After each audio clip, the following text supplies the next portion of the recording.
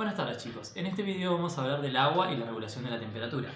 El agua regula la temperatura del aire al absorber el calor del aire más frío al aire más caliente, y el agua es eficaz. ¿Por qué? Porque puede absorber o liberar una cantidad relativamente grande de calor con apenas un leve cambio en su temperatura. Esto se debe al calor específico del agua. El agua tiene un calor específico relativamente alto. El calor específico es la temperatura a la que una sustancia pasa. El calor específico es la temperatura en la que una sustancia va a elevar la temperatura de 1 gramo de esa sustancia en 1 grado Celsius.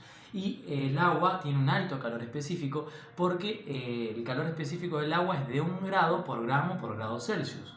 Entonces todos esos efectos van a estar regulando el clima ambiental. Cuando vemos en los océanos las grandes masas de hielo, el agua congelada es muchísimo menos densa que el agua líquida. Por lo tanto, la vida marina y todo lo que permite puede adaptarse y sobrevivir.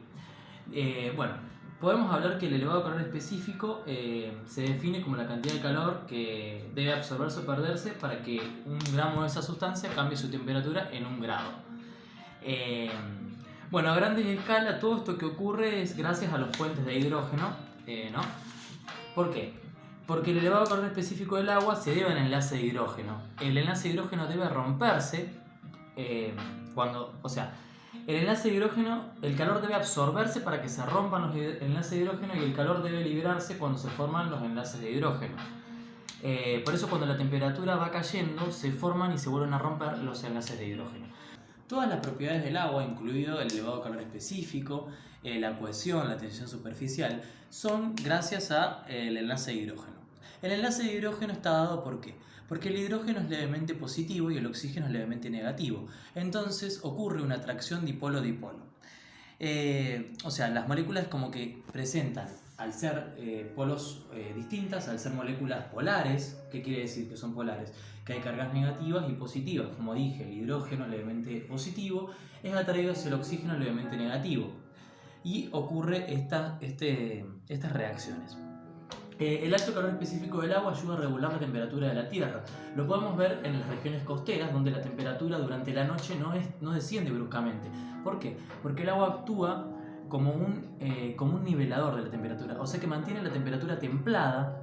¿Por qué? Porque se necesita mucho calor, entregar mucho calor para que el agua aumente su temperatura 1 grado, y cuando la temperatura disminuye, el agua libera ese calor lentamente, gracias a los puentes de hidrógeno. Bueno chicos, esto es todo a grandes rasgos.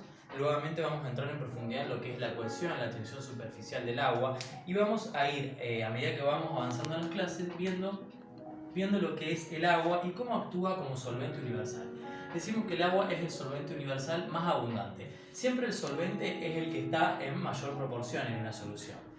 Y el agua es el que se encuentra en mayor proporción en todos los seres vivos. En los seres vivos somos un 70% agua, por lo tanto se la llama el solvente universal. Esto más o menos sería a grandes rasgos, como dije recién, el agua. Que lo más importante que ustedes tienen que saber es que el agua tiene la cohesión, que es la unión entre las moléculas. Las partículas están muy unidas entre sí y eso las mantiene unidas por las fuerzas de cohesión.